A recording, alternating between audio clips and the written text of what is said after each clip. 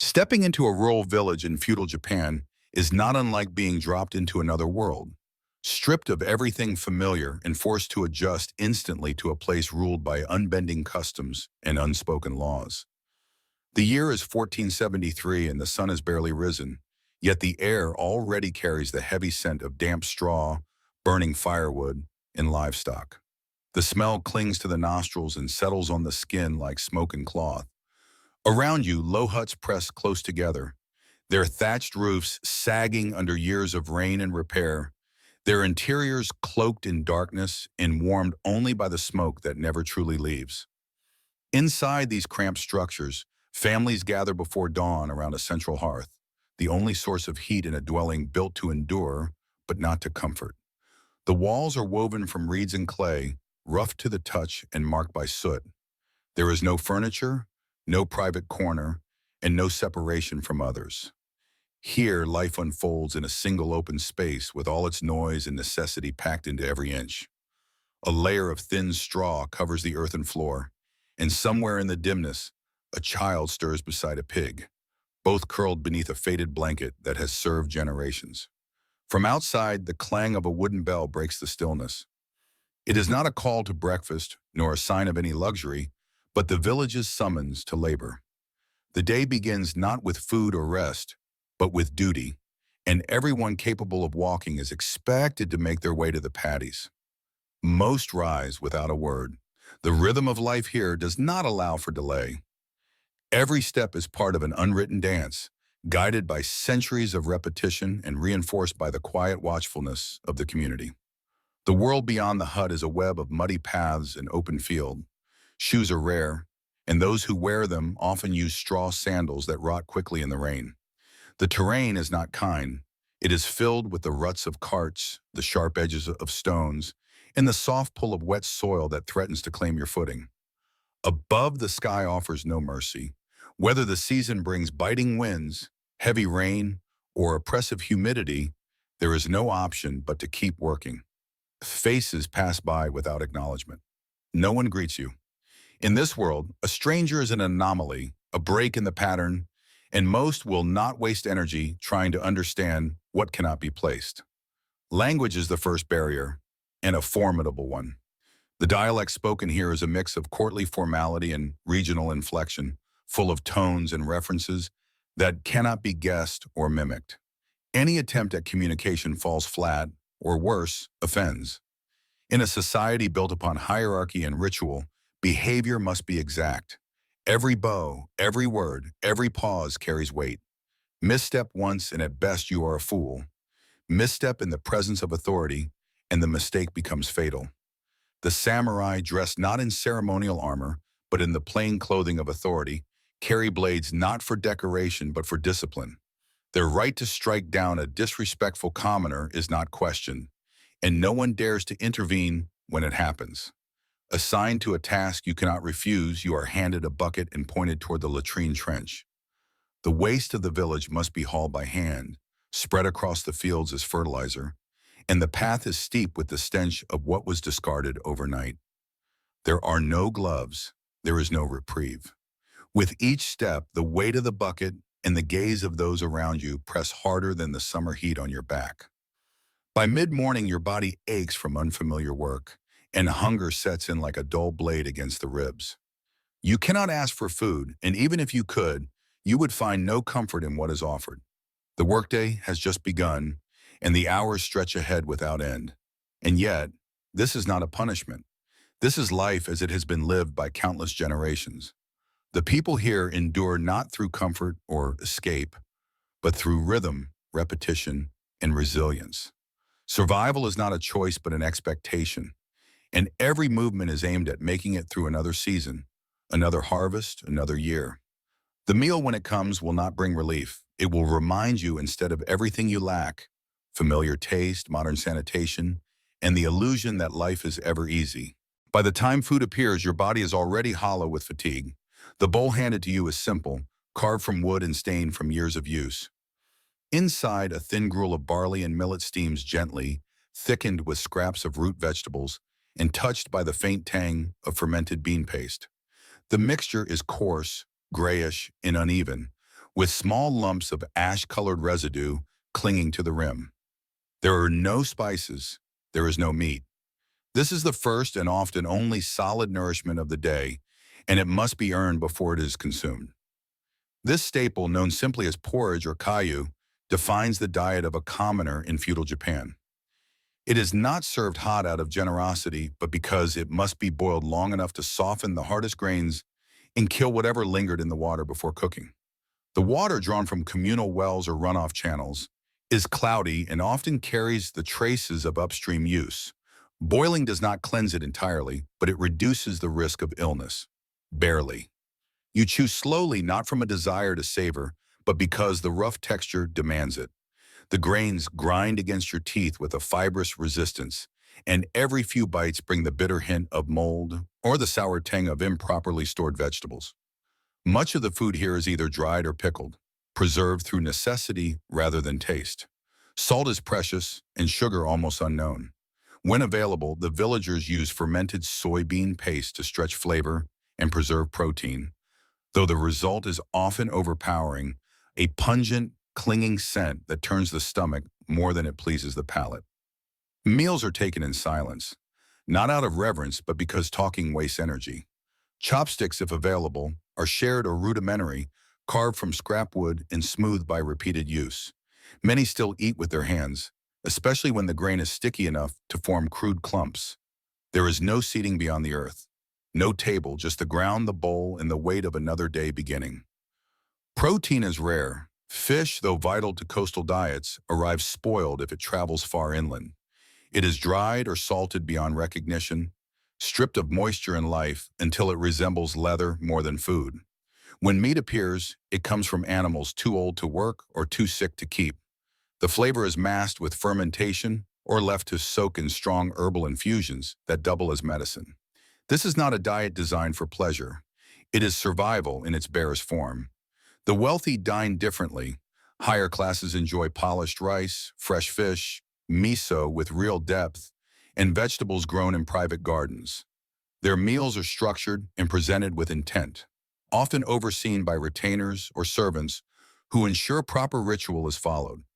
For the common folk, food is fuel, rationed tightly according to the rhythm of harvest and the whims of weather. When a season fails, the meals disappear.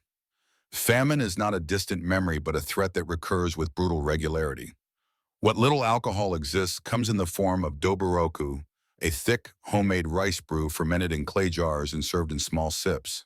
It is cloudy and gritty, sometimes sweet but often sour, and carries the strength of rot more than refinement. Still, it is precious, offering warmth in the cold and forgetfulness when the day's weight becomes unbearable. Hunger is a permanent companion. Not the sharp, urgent pangs that cry out for attention, but the slow erosion of the body's reserves, a constant tug that never fades. Even after a meal, there is no feeling of fullness, just a brief quieting of the stomach before work resumes. Children are fed last, after the elderly and the working adults. Their bowls are smaller, their portions thinner. Infants nurse from mothers who themselves lack proper nutrition, while older children learn early not to expect seconds. They scrape their bowls with practiced hands, chasing the last grains as if they were gold. Food is prepared communally, often by women who rise before the rest of the household to light fires, boil water, and chop the dried stems of burdock or daikon. There is no kitchen, only a hearth and the space around it, and everything must be done quickly before labor begins. Mistakes in preparation, too little water, spoiled grain, cracked storage jars, bring consequences that ripple through the family for days. In this world, there are no snacks, no treats, no meals taken for granted. Every bite is accounted for. Every bowl must be cleaned. Waste is not tolerated. Leftovers are rare and often reheated into the same porridge for days at a time, thickening until they resemble paste. This is the only routine of nourishment available to most, and the body adapts or it weakens. As the morning sun rises higher, the brief respite of breakfast ends. The bowls are rinsed with cold water and wiped with hands or scraps of cloth. The fire is banked. The chores await. The need to relieve yourself, though delayed by habit and discomfort, eventually becomes impossible to ignore. In feudal Japan, there are no flush toilets, no sinks with running water, no soaps scented with lavender or pine. What exists instead is a harsh system shaped by necessity and constrained by limited understanding of hygiene. The moment you stand and begin your search for privacy, you discover that such a concept hardly exists. For the villagers, relieving oneself is not something spoken of openly, but neither is it hidden behind locked doors. In most households, chamber pots made of clay or wood sit tucked in corners, often reused for days before being emptied. If you are lucky, the pot is yours alone. More likely, you are expected to share, along with its stains and smells. When full, the waste is carried outside to a pit or trench near the edge of the fields. Sometimes it is poured into communal collection vats for later use as fertilizer. This practice is not just accepted, it is essential to survival. Human waste, when properly managed, serves a purpose in agriculture. The villagers know this. The mixture of urine and feces, when aged and diluted, provides valuable nutrients to the rice paddies. But the process of collection, storage, and distribution is as unclean as it sounds. Buckets slosh with liquid that stings the nose and clings to the skin. Accidents are common. Gloves do not exist. The stench seeps into clothes, hair, and even breath. One does not simply wash it away. Public sanitation infrastructure is minimal. In more organized communities, shallow canals divert wastewater out of living areas. These channels overflow during heavy rains and freeze in winter, spreading filth and disease with each change of season. In less regulated settlements, open defecation remains common, especially among the poorest. Footpaths cut through contaminated ground, and children play near latrine pits, unaware of the dangers they carry back into their homes. Soap, when available, is made from ash and oil and reserved for special occasions. The act of washing hands is not routine but ritual, often tied to spiritual purity rather than physical cleanliness. Water for washing is cold, drawn from wells or streams, and precious. It is not wasted on daily hygiene. The body adapts slowly to the grime, but the risks never vanish. Disease spreads quietly and efficiently. Dysentery, cholera, and parasites thrive in conditions where waste and food are never far apart. The villagers do not understand microbes, but they know when a well turns foul or when a stomach illness follows careless behavior. They develop rules, passed through generations, that reduce harm, never drink from a still pool, always boil water after a flood, avoid certain plants during the summer. But these customs are not universal, and outbreaks still come with the changing weather. Lice, fleas, and mites infest homes and bodies. People scratch at bites without noticing, resigned to the constant irritation. Boils, rashes, and skin infections are treated with herbal salves or ignored until they fester. The idea of cleanliness is measured not in absence of bacteria, but in social order. A person may reek, but if their clothes are patched, their duties fulfilled, and their family fed, no one questions their worth.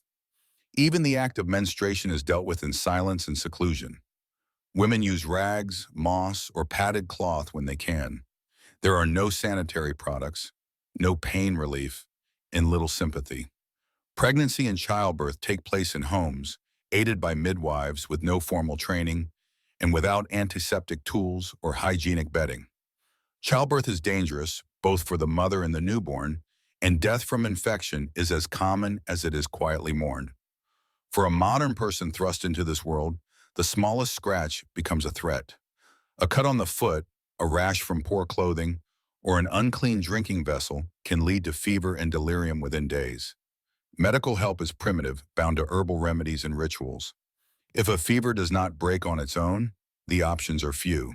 The belief systems that underpin daily life are rooted in a blend of Shinto, Buddhism, and folk tradition. Illness is often attributed to spiritual imbalance, impurity, or ancestral displeasure.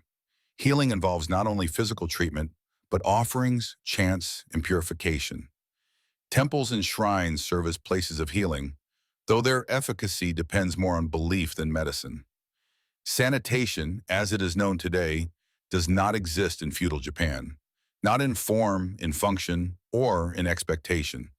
Cleanliness is relative, and survival is not guaranteed. Each day lived without infection is a small triumph, and even that small mercy cannot be relied upon. When the work finally ends and the sun dips behind the hills, shadows stretch long across the village paths, and the air turns damp and cold. The heat of the day, though harsh and exhausting, fades quickly, and the night brings its own discomforts. There is no warm bath waiting, no soft mattress, and certainly no moment of peace spent alone. The hut you return to, shared by family, animals, and years of unspoken burdens, is a shelter in name more than experience. The floor is made of packed earth, rough and uneven, its surface scattered with rice straw that serves as both bedding and insulation. Over time, the straw breaks down into dust and debris, mixed with the residue of ash, insect husks, and sweat. It smells faintly of mold, smoke, and old shoes. Beneath the straw, there may be a woven mat, but not always. Most sleep directly on the ground. There are no pillows beyond rolled garments. Blankets are rare and shared, made of rough woven hemp or patch fabrics, worn thin by use and time. The structure of the house offers no soundproofing and little insulation. Cold seeps through the walls during winter, while summer invites insects in swarms. The only heating is the central hearth, now reduced to embers, its smoke drifting upward into the rafters, where it settles in a permanent haze. The ceiling is low, the air thick, and the smell of burning rice husks still lingers in every corner. Windows, if they exist at all, are wooden shutters or paper-covered slits that let in only a dim trace of moonlight. Sleep is not a private affair. Families sleep close together, not out of affection, but necessity. Children lie beside elders, men beside women, sometimes even neighbors or guests sharing the same bedding space. Body heat becomes the only reliable defense against the cold. Personal space, as modern people understand it, is a foreign luxury. Here, space is measured in inches and determined by age, status, and physical need. Snoring, coughing, muttering, and the restless turning of tired bodies fill the darkness. There is no true silence. A chicken occasionally clucks from its corner. A dog shifts near the threshold. Somewhere a baby begins to fuss, and its mother, already half asleep, responds without complaint. These sounds are not disruptions. They are part of the texture of nightly life. The sleeping posture is not what modern sensibilities might expect. Flat sleeping is uncommon. Most people lie curled or semi-upright, positioned to conserve body heat and make room for others. Arms are tucked in, knees bent, backs pressed together. This arrangement minimizes exposure and maximizes warmth. Over time, the body learns to rest this way, but until it does, limbs cramp, necks ache, and sleep arrives in short, unsatisfying stretches. There is no dedicated time for sleep. The rhythm of rest follows the cycle of the household's labor. Some rise in the middle of the night to check fires, tend animals, or take part in what the people here call first sleep and second sleep, a divided pattern of rest, interrupted by a period of wakefulness used for small tasks or quiet reflection. This was not accidental, but structured, a rhythm shaped by necessity and confirmed by generations of habit. Privacy during these hours does not exist. There is nowhere to retreat, no door to close, no moment entirely one's own. Even the act of undressing is rare. Clothes are kept on, not for modesty, but because they serve as additional insulation. The line between waking and sleeping is blurred by constant interruption and communal needs. A child wets the straw. A cough worsens. A fire needs feeding. These tasks belong to whoever is nearest, and they are carried out with tired hands in silent resignation. Lice and fleas, long since woven into the fabric of daily life, make no exception for nighttime. Scratching becomes habitual. It is part of the ritual, accepted without comment. The straw bedding, never fully clean, is replaced only when the season allows. Ash is sometimes scattered to repel pests, but it does little. Insects nest in corners, crawl under mats, and bite with impunity. For those accustomed to soft mattresses, quiet bedrooms, and controlled temperatures, sleep in feudal Japan is an entirely different experience. It is not restorative in the modern sense. It is a survival mechanism, brief and fragile, interrupted by discomfort, surrounded by noise, and burdened with the weight of another day waiting just beyond dawn. The first light of dawn seeps into the gaps in the shutters long before your body is ready to rise. The fire in the hearth has burned low, offering no warmth to stir you from the bitter cold that has settled during the night. Yet movement around you begins regardless. Soft rustles, the shuffle of feet, the muted clinking of wooden tools. There is no whistle, no alarm, no slow waking. The day does not ask for your readiness. It demands it. In feudal Japan, particularly during the Muromachi period, a peasant's life was tethered to the soil both figuratively and literally. The land is not yours. It belongs to a local lord, or daimyo, who in turn pledges loyalty to a more powerful warlord, or shogun. At the very bottom of this layered system stand the farmers, who produce the rice, wheat, barley, and millet that feed the entire hierarchy. You work not for gain, but for permission to exist. The tools you use are simple, often handmade. A wooden hoe worn smooth by years of use becomes an extension of the arm. Your feet, still sore from the day before, carry you through muddy fields, past animal pens, and into flooded paddies where the day's labor begins. Water reaches your knees. Leeches cling to your skin. There is no break between waking and work. It is all one motion, endless and unrewarded. Tasks are divided according to the seasons. In spring, fields are plowed and flooded. In summer, rice seedlings are transplanted by hand, row by row. Autumn brings the harvest, when every hand is needed to cut, gather, and dry the grain before the rains come. Winter does not bring rest, only a shift in duties: tool repair, roof patching, fertilizer preparation, and the constant upkeep of the home. The body adapts slowly to this rhythm. Blisters form on palms and split open. The sun blackens the skin and cracks it. Joints ache before the first meal. Backs bend from hours of planting, hauling, and waiting. There are no holidays in the modern sense. Religious festivals may grant short breaks, but even then the responsibilities of survival continue in the background. Livestock must be fed, firewood must be chopped, water must be carried. Work is not simply encouraged, it is enforced. Taxation in feudal Japan is not paid in coins, but in rice, the unit of power and the measure of wealth. Each family is expected to produce a quota, a portion of which is surrendered to the local authorities. Inspectors, often appointed by the daimyo, visit villages to assess yields, collect dues, and punish shortfalls. The burden is heavy, often over a third of the crop, and failure to meet expectations results in fines, confiscation, or forced labor. There is no appeal. The law does not protect you from hunger, nor from punishment.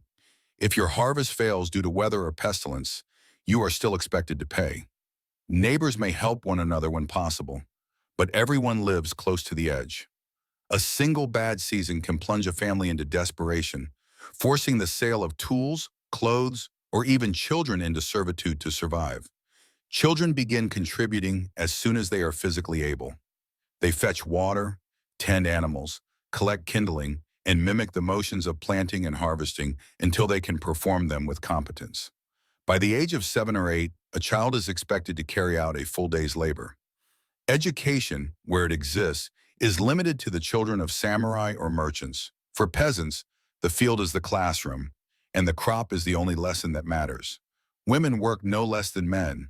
They manage the household, prepare meals, care for infants, and participate fully in agricultural tasks. There is no division of labor by comfort, only by endurance. The expectation is shared sacrifice, and it is met with quiet resolve, not praise. It's right where your emotional expression is restrained. Complaining accomplishes nothing. Even grief must be folded into the routine of the day. Work continues until dusk, with only brief pauses for food and water. The midday meal is taken in the field, squatting on muddy banks with a small bundle of cold rice or barley, perhaps a pickled plum or a strip of dried radish. There is no conversation beyond necessity. Time spent speaking is time not working. And yet, despite the drudgery, this system persists not just from fear, but from the deep weight of custom. The rhythm of labor is not seen as punishment, but as the natural order of things. The land sustains, and therefore it commands. Generations have bent their backs in these same fields, and the wisdom of survival is passed not in words but in motion. By the time the sun begins to fall, your legs tremble, and your hands are stained brown from earth and sweat. The tools are rinsed, the oxen led home, and the harvest stored in woven baskets or clay jars. The walk back to the hut is slow, each step heavier than the last, and already thoughts of tomorrow's duties press into your mind like the ache in your spine. The laws of feudal Japan do not exist to protect the commoner. They exist to preserve the order. Rigid, ancient, and often unmerciful.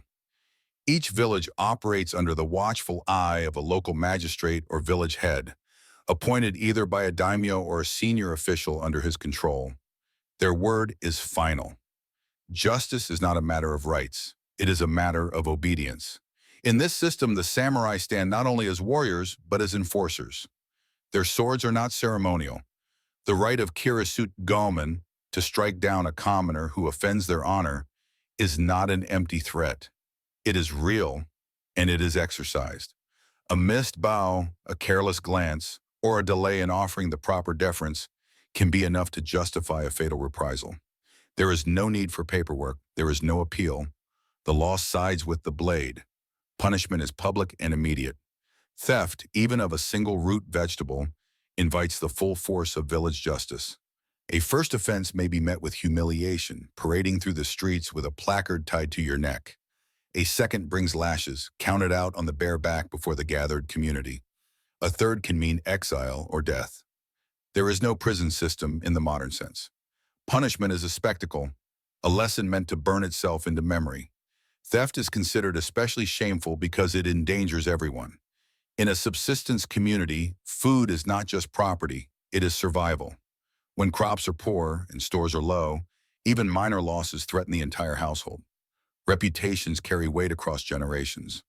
A family marked by dishonor sees its children struggle to marry, its elders excluded from decisions, its alliances fractured. For more serious crimes or even accusations of serious crimes, trial by torture is not uncommon.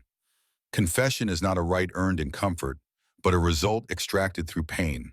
Accused individuals may be suspended by ropes, deprived of sleep, beaten with bamboo rods, or held in pits for days. The goal is not fairness, it is control. To maintain order, fear must be tangible. The display of punishment is not simply punitive, it is ritualized. The village has its own internal codes, often passed down orally and enforced with community pressure. Gossip functions as surveillance. Elders gather under the guise of shared meals and discuss who is failing in their duties, who is shirking communal labor, who is allowing their fences to fall or their animals to wander. These discussions carry weight. If a consensus forms against you, your standing in the village collapses. You may be denied firewood, water, or aid. You may find yourself working alone while others form quiet alliances behind your back. There is no concept of innocence until proven guilty. To be accused is already to be damaged. The burden of proof is not placed on the accuser. It falls to the accused, who must rely on the testimony of neighbors or their own reputation. But in a world where everyone is struggling, loyalty is often fleeting. A favor owed may be forgotten in the face of a rice debt. A weak family offers no protection. Women face an even narrower path. Though the law formally allows them to bring grievances, in practice their words are rarely accepted without male endorsement. Domestic disputes are settled internally unless they threaten village harmony. Abuse is not viewed as a crime unless it affects productivity or reputation. Shame is a heavier punishment than pain, and a woman marked by public disgrace may find herself isolated, her children refused at the communal well, her future defined by whispers. Samurai, even when abusive, are rarely punished. Their rank shields them. If they commit violence against a peasant, the expectation is that the village will absorb the loss, rebuild the home, bury the dead, and carry on. Even among the samurai class, justice bends to favor those with greater prestige. A lower-ranked samurai who offends a superior may be ordered to commit seppuku, ritual suicide, but such events are rare and choreographed with ceremony. There are no written appeals, no judges in robes. Justice in this world wears armor and carries a blade. Fear is not constant, but it never disappears. It moves in the background like a cold draft under a door, present, quiet, and never truly gone. The smartest way to survive is to be invisible, to bow correctly, speak softly, labor without complaint, and disappear into the crowd when tempers rise. What may seem from a modern perspective to be harsh or unthinkable was, in the context of the time, a necessary tool of stability. In a society so dependent on structure, predictability was everything. Even if the justice was cruel, it was understood. And even that understanding did not guarantee survival. When winter arrives in feudal Japan, it does not come gently.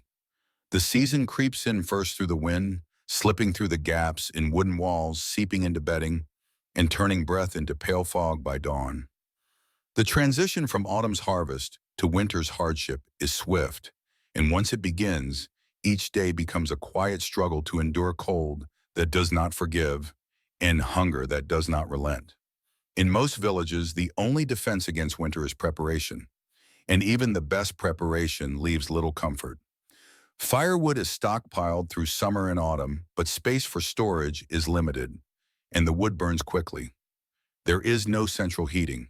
Instead, each family maintains a small hearth, sometimes little more than a pit of coals, and gathers around it in the evenings, rationing heat with the same discipline used for food. The huts, built from wood and thatch, were never designed for warmth. Their architecture favors ventilation during the humid months, and this same openness becomes a liability in cold weather. Gaps in the thatch are plugged with rags or mud. Walls are lined with straw mats or bundles of dried reeds. Windows, where they exist, are sealed with paper that cracks and tears. The floors remain cold and unyielding. Drafts curl around ankles, and the warmth from the hearth rarely extends beyond an arm's reach. Clothing becomes the first line of defense. Peasants wear layer upon layer of homespun garments, hemp or cotton if they are fortunate, mixed with worn silk patches scavenged from discarded robes. Wool, when available, is used sparingly. The garments are stiff from use, stained from labor, and rarely washed. Ash is rubbed into cloth to repel insects and odors, and the fabric carries the scent of smoke, sweat, and soil. There is no concept of changing clothes for comfort. What you wear during the day is what you sleep in, and what you may die in if the cold proves too strong. Night brings the greatest threat. The hearth is banked, the doors are barred, and the family huddles together on the floor, using their bodies as insulation. Children are placed in the center, between parents and elders. Hands and feet are wrapped in scraps. If a baby is born in the winter, it sleeps against its mother's chest, swaddled in layers of cloth and hope. The animals, too, are brought close: pigs, chickens, even a tethered calf. Their breath warms the air. Their presence raises the temperature by a degree or two, and their waste is carefully gathered for fuel or fertilizer. Hunger deepens with each passing week. The rice stores are rationed tightly, and vegetables must be drawn from underground pits or clay jars. Most of what remains has been pickled, dried, or fermented. The meals shrink, growing thinner and more repetitive. A bowl of boiled millet with a sliver of radish may be the only food all day. There are no markets in winter, no traveling merchants, nothing fresh. Illness, when it comes, finds an already weakened body. Frostbite claims fingers and toes. Coughs linger for weeks. Skin cracks under constant exposure. There is no hot water, no medicine beyond bitter teas and poultices made from herbs gathered in warmer months. The nearest healer may be a day's walk away, and the journey itself a gamble. Most choose to stay put, to wrap tighter, to endure. Festivals offer brief moments of relief. The New Year, though somber among peasants, brings communal meals prepared from the most carefully guarded stores. A handful of sweet rice, a shared cup of sake. Offerings are made to spirits of the land, seeking protection from the worst of the cold.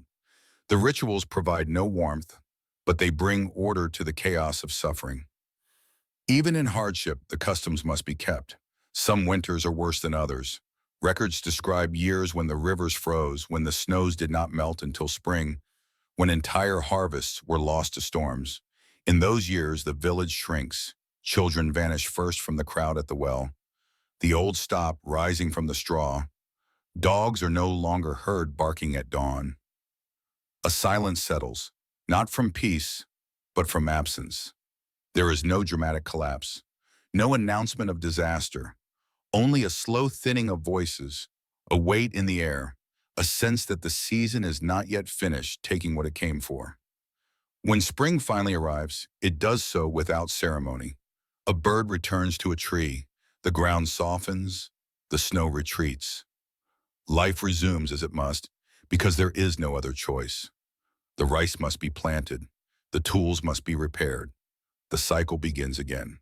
In the cold, damp months of winter, in the humid, insect-filled stretches of summer, illness in feudal Japan moves through the villages with quiet certainty. It comes not with fanfare, but with a lingering cough, a patch of redness on the skin, a child who does not wake with the others. There are no hospitals. There are no antibiotics. There are few remedies that bring real relief. In this world, sickness is a fact of life, and so is death. For most commoners, health is governed not by doctors, but by a blend of tradition, ritual, and folk knowledge passed through generations. A healer may exist in the village, a woman skilled with herbs, or a man who apprenticed under a Buddhist monk. But their tools are limited and their reach narrow. Their treatments rely on roots dried in smokehouses, bark scraped from trees, and broths brewed from strange mixtures of mushroom, kelp, and bone. The root of illness, according to belief, is not bacteria or viruses, but imbalance. The body, like the world around it, must remain in harmony. When that balance is disturbed through impure thoughts, polluted air, or offensive spirits, disease enters. The healing that follows is as spiritual as it is physical. Chanting plays a role. So do incense, prayers, and offerings at temples. The sick are not only treated, they are purified. Fever is met with cold cloths, bamboo leaf tea, and prayers to the kami of health. Cuts are washed in sake, bandaged with rice paper, and smeared with a paste of charcoal and ash. Diarrhea is common and often fatal among children. There is no real cure. The body either endures or it does not. Dysentery spreads easily, especially in warmer months when water runs low and waste disposal falters. One bad well can doom a household. Toothaches are common and dreaded. Rotten teeth are pulled with wooden tongs or pried loose with a small knife. Pain relief, when available, comes in the form of burnt moxa or ground wasabi. There are no fillings, no root canals. A man with bad teeth simply eats less and speaks more softly. Mental illness is rarely discussed. Those who behave strangely are said to be possessed or cursed or touched by spirits. Some are taken to temples where monks chant for days, hoping to drive out whatever force has taken root. Others are simply ignored, avoided by neighbors, fed at a distance. The village cannot afford to carry those who cannot work. Compassion exists, but survival dictates its limits. Leprosy, though rare, is feared beyond reason. The disease carries not only pain, but shame. Those afflicted are cast out, forced to live in small enclaves beyond the edge of society. They rely on the charity of passing monks or sympathetic villagers who leave food at the edge of the path and whisper apologies as they walk away. Disease in this world is not just a physical ailment. It is a marker, a judgment, and a cause for isolation. For the wealthier classes, options are better. Samurai and nobles may summon trained physicians who use methods borrowed from Chinese medicine. Pulse reading, acupuncture, powdered remedies. They can afford the rarest herbs, the freshest ingredients, the time to recover. But even then, the tools remain rudimentary. A wound that festers is still likely to kill. A fever that lingers is still feared. No amount of wealth guarantees recovery. Commoners are left with what they know. Drink the tea, eat the porridge, sleep as much as the night allows. They listen to the village healer's advice. Rub the mixture here, chew this root, boil this bark 3 times and not once more. They light incense, visit shrines, offer coins or rice at the feet of stone deities. Sometimes these things help. More often, time decides. Children die young, mothers die giving birth. Elders fade with little warning. These losses are mourned, but they do not surprise. Graves are shallow and marked with wooden stakes.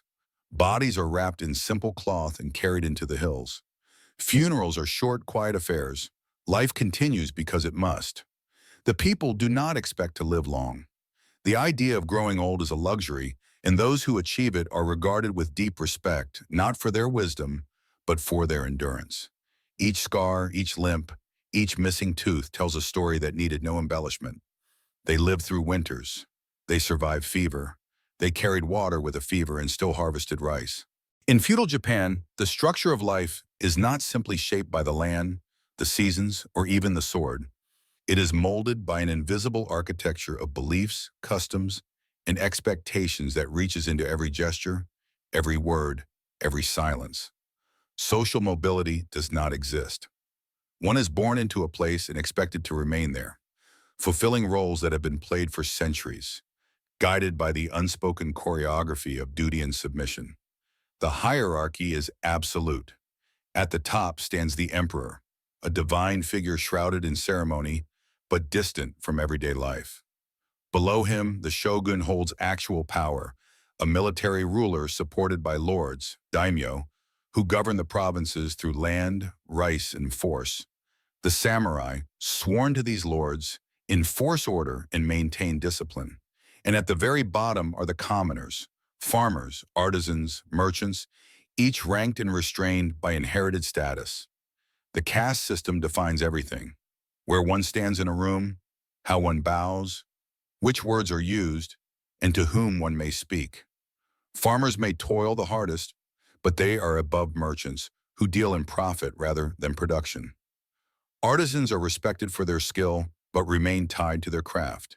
And beneath them all are the ETA and Hingnin, outcast groups forced to handle death, blood, and waste, living in segregated communities, touched by stigma that no effort can cleanse. Religion intertwines with this social order, reinforcing its permanence. Shinto, the native faith, teaches reverence for the kami, spirits of nature, ancestors, and the unseen world. Every tree, stone, and river carries its own spirit. Ritual cleanliness is valued, not for hygiene, but for spiritual purity. Temples dot the countryside, simple structures made of wood and paper, where villagers offer rice, sake, or coins in exchange for health, harvest, or harmony. Buddhism, imported centuries earlier, adds another layer of belief. It teaches the impermanence of life, the illusion of desire, the suffering inherent in existence. Monks chant sutras, offer blessings, and guide souls through funerals and rituals. Their presence brings solemnity. Their discipline commands respect. They walk barefoot, heads shaved, robed in saffron or gray, and speak little. For many, they are the closest thing to a doctor, a teacher, or a counselor. Custom governs behavior with relentless consistency. A bow must match the social distance between people. Too low, and it invites suspicion. Too shallow, and it causes offense. Speech is layered with formal endings, indirect phrasing, and careful restraint. Anger is concealed. Joy is moderated. Public displays of emotion are considered disruptive, a sign of immaturity or disorder. Women are bound tightly within this framework, expected to serve husbands, care for children, and preserve household honor. Their lives revolve around obedience and silence. A woman who speaks too freely, walks unchaperoned, or contradicts a man in public invites not just personal scorn, but collective shame upon her family. Her education, if any, is limited to household management, etiquette, and the memorization of moral codes passed down through scrolls and sermons. Festivals, though bright and noisy on the surface, are steeped in these same expectations. Every movement is prescribed: how to dress, how to present offerings, how to carry oneself in the presence of elders or officials. Even joy must be regulated. Dances follow centuries-old patterns. Music is played with instruments whose tones carry specific meanings. Lanterns are lit not for pleasure, but to guide ancestral spirits. Food is shared in ritual sequences, with each dish holding symbolic value. Punishments for social missteps may not be physical, but they are no less severe.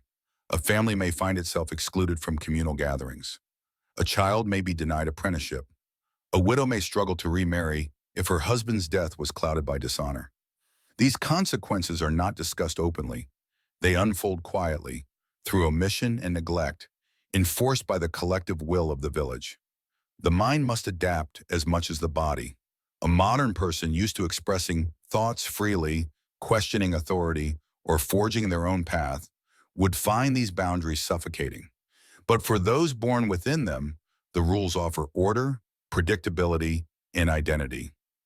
Every person knows their place, and in a world of uncertainty, that knowledge can be a source of strength. Even the calendar reflects this order. Days are measured not just by the sun and moon, but by agricultural cycles, religious observances, and historical anniversaries. Time is not personal, it is communal. One does not choose when to rest or celebrate, one follows. And in this rhythm, there is both peace and pressure. The peace of knowing your role, and the pressure of never being allowed to step outside it. As dusk descends over the village, the air thickens not only with wood smoke and cooling earth, but with the residue of fatigue, bone deep and silent. The day has stretched far longer than you imagined possible, and your body has long since stopped registering individual aches. Every part of you hurts, but the pain has blurred into background noise. What lingers now is something quieter, heavier, and far more difficult to bear. The sense of being unmoored, unseen, and irreparably misplaced. You sit in a corner of the hut, not because it is yours, but because no one else is there. The space is not private. It simply happens to be momentarily unoccupied. Around you, the rest of the household moves with practiced rhythm, tending the fire, serving bowls, brushing straw from the bedding. No one asks what you need. No one offers conversation. It is not cruelty. It is simply that there is no time, no margin for anyone who cannot pull their weight. The community does not run on sympathy. It runs on survival. You do not speak. Even if you tried, the words would come out wrong, the sounds would bend, the tone would falter. Every phrase would reveal your foreignness. And so, instead, you remain silent. But silence, too, is a language, and one you have not mastered. In this world, silence from a stranger can mean disrespect, indifference, arrogance. Each moment you remain apart, the suspicion grows stronger. What you thought would be mere discomfort has become something else entirely. You do not know how to move in this space. Your hands betray you, your back is weak. Your posture is wrong. You eat too slowly or too fast. You reach for what is not yours. You stand when you should bow. You bow when you should kneel. You have become not just a stranger, but a disruption. And the worst part is, you begin to feel it. The erosion of self, the quiet unraveling of everything that once gave you certainty. In this place, your name carries no meaning. Your education provides no advantage. Your memories of home offer no comfort. They feel distant, dreamlike, swallowed by the smoke and soil of this new reality. The illusion that you might adjust, that you might adapt, has collapsed. You realize fully that you are not equipped to survive here. Not physically, not emotionally, and certainly not culturally.